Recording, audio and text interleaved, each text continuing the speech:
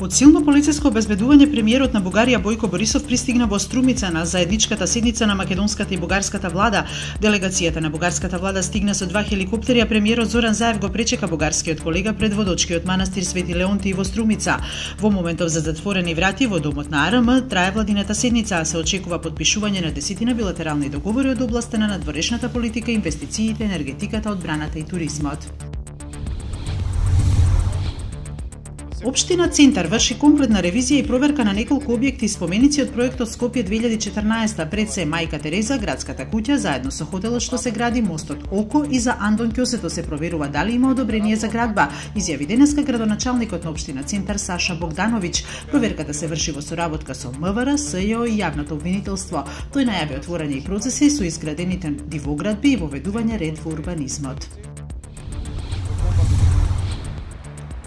Судењето за предметот тврдина Таргет е закажано за 22 декември во Основниот суд Скопје 1. Во случаите Таргет и тврдина кои се споени во еден обвинителен акт, прво обвинети се поранешниот директор на УБК Сашо Мијалков, екс-министерката за внатрешни работи Гордана Јанкуловска, поранешниот шеф на кабинетот на Мијалков Тони Акимовски и уште десетина лица кои се товарат за незаконското прислушување.